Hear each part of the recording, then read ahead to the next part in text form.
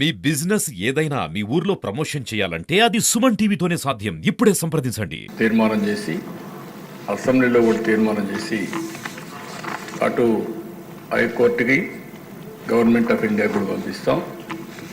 వీలైనంత తొందరలో కర్నూలులో హైకోర్టు బెంచ్ రావడానికి ఈ ప్రభుత్వం అన్ని విధాల ప్రయత్నం చేస్తాం.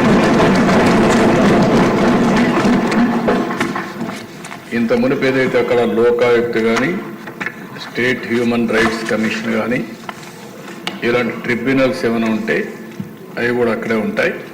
అవి కూడా షిఫ్ట్ చేయడం లేదని చెప్పి మరొకసారి తెలియజేస్తున్నా. ఇది కాకుండా దిశ ఈరోజు ఈ ప్రభుత్వం వికేంద్రీకరణ ఎక్కడికక్కడ 1-2 సిటీసే కాకుండా ఈరోజు అన్ని ప్రాంతాల్లో సమగ్ర అభివృద్ధి కోసం కట్టుబడి ఉన్నాం. ఉత్తరాంధ్రలో విశాఖపట్నం అభివృద్ధి కావాలి, రాయలసీమలో తిరుపతి, కర్నూలు లాంటి టౌన్స్ అభివృద్ధి కావాలి. అదే సమయంలో ఇక్కడ అమరావతి కూడా చాలాసార్లు చెప్పాం. ఆ రోజు మీరు చూస్తే 3 రాజధానులు అని చెప్పి 3 ముక్కలు ఆటాడి కడాన ఏ ప్రాంతం కూడా అభివృద్ధి కాకుండా చేశారు. ఆ రోజు కూడా రాష్ట్రం మొత్తం తిరిగి కర్నూలులో కూడా ధైర్యంగా మన రాజధాని ఏదంటే అమరావతిని చెప్పించింది తెలుగుదేశం పార్టీ ఎన్డీఏ. విశాఖపట్నానికి వెళ్ళి విశాఖపట్నం మీటింగ్లోనే మన రాజధాని ఏదంటే అమరావతిని విశాఖపట్నం కూడా చెప్పారు. అంటే ఈ ప్రభుత్వం పైన ఒక నమ్మకం, చెప్పింది చేస్తారనే విశ్వాసం ఉంది. అందుకే ప్రజలు నమ్మే పరిస్థితికి వచ్చారు అధ్యక్ష. ఈరోజు కాంగ్రెస్ సభ్యులందరూ గుర్తుపెట్టుకోవాలి, రాయలసీమలో ఉండే ప్రజలందరూ కూడా ఆలోచించుకోవాల్సిన అవసరం ఉంది.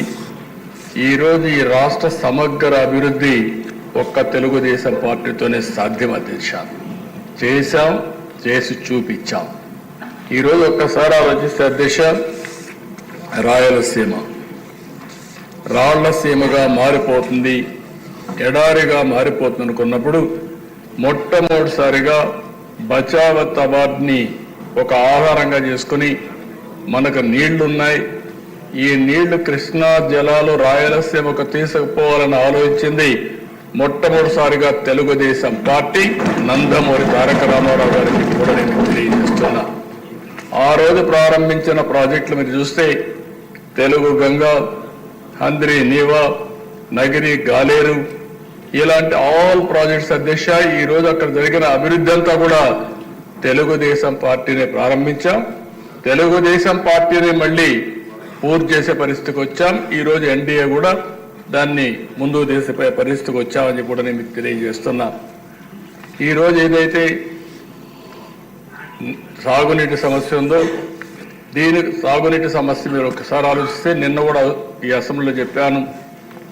నదులు అనుసంధానం చేసి పోలవరం పూర్తి చేసి గోదావరి అటు వంశధార, గోదావరి ఇటు వస్తే పెన్నా, బనక చెర్లకు నీళ్లు తీసుకుపోగలిగితే ఒక గేమ్ చేంజర్ అవుతుందని చెప్పాను. ఒక్క విషయం మీరు చూస్తే అధ్యక్ష, ఆ రోజు ఒక్క కియా మోటార్స్ రావాలంటే దానికోసం రిజర్వాయర్ కట్టాలంటే నీళ్లు కావాలంటే 1 సంవత్సరంలో కట్టి ఈరోజు ఆ రిజర్వాయర్ ద్వారా నీళ్లు ఇచ్చిన తర్వాత కియా మోటార్ వస్తే అనంతపూర్ జిల్లా ముఖ చిత్రమే మారిపోయిందంటే అది తెలుగుదేశం పార్టీ చూపించిన చొరవ అని చెప్పి కూడా నేను తెలియజేస్తున్నా. ఈరోజు రాయలసీమ మొత్తం మనం చూస్తే నీళ్లు ఇవ్వగలిగితే, హార్టికల్చర్ని మనం అభివృద్ధి చేయగలిగితే ఆ ప్రాంతానికి మహర్దశ వస్తుందని చెప్పి కూడా నేను మీకు తెలియజేస్తున్నా. కొన్ని అడ్వాంటేజెస్ ఉన్నాయి అధ్యక్ష. బెంగళూరు ఎయిర్పోర్ట్ అనంతపూర్కి చాలా దగ్గర, హైదరాబాద్ ఎయిర్పోర్ట్ కర్నూలుకి దగ్గర, ఇటు చెన్నై చిత్తూరుకి దగ్గర. ఈ 3 అవకాశాలు ఉపయోగించుకోగలిగితే ఆ ప్రాంతాన్ని బ్రహ్మాండంగా అభివృద్ధి అయ్యే అవకాశం ఉంటుంది. ఇంకో పక్క ఇన్ఫ్రాస్ట్రక్చర్ కూడా మీరు చూస్తే రాయలసీమలో బెస్ట్ రోడ్స్ వచ్చాయంటే నేషనల్ హైవే కానీ స్టేట్ హైవే కానీ అది తెలుగుదేశం పార్టీ హయాంలోనే వచ్చే దశ. అవన్నీ కూడా ఆ రోజు ప్రతిపాదన పెట్టాం, అన్నీ వచ్చాయి. ఇంకొక పక్క ఓర్వకల్లో ఎయిర్పోర్ట్ కట్టాం. ఇంకొక పక్క మీరు చూస్తే ఈరోజు తిరుపతి ఎయిర్పోర్ట్ని ఎక్స్పాండ్ చేసి రన్వే పెంచి ఈరోజు ఒక హబ్గా ఇంటర్నేషనల్ ఫ్లైట్స్ కూడా రావడానికి చూసాం. కడప ఎయిర్పోర్ట్ను కూడా రన్వే ఎక్స్పాండ్ చేసి నైట్ ల్యాండింగ్ ఫెసిలిటీ కూడా పెట్టే పరిస్థితికి వచ్చాం. అంటే ఈరోజు ఏ ప్రాంతంలో లేనటువంటి 4 ఎయిర్పోర్ట్లకు ఉన్నాయి దిశ. ఒక పక్క తిరుపతి, ఇంకొక పక్క కడప, ఓర్వకల్, ఇంకొక పక్క పుట్టపర్తి ఒకటి ప్రైవేట్ ఎయిర్పోర్ట్ ఉంది. అడ్వాంటేజ్ కింద బెంగళూరు కూడా వచ్చే పరిస్థితి వస్తుంది దిశ. ఇంకొక పక్క దిశ ఎడ్యుకేషన్ ప్రాధాన్యత ఇచ్చాం. తిరుపతిని ఒక ఎడ్యుకేషన్ హబ్గా తయారు చేస్తున్నాం. ఐఐటి, ఐజర్, అదే మరిగా కల్నరీ ఇన్స్టిట్యూట్ ఒకటి, IIIT కర్నూలులో పెట్టాం, ఉర్దూ యూనివర్సిటీ కర్నూలులో పెట్టాం. ఇవి కాకుండా దేశ సెంట్రల్ యూనివర్సిటీ అనంతపూర్లో పెట్టాం. రాయలసీమని ఒక ఎడ్యుకేషన్ హబ్గా తయారు చేయాలని తెలుగుదేశం పార్టీ ముందుకు పోయాం.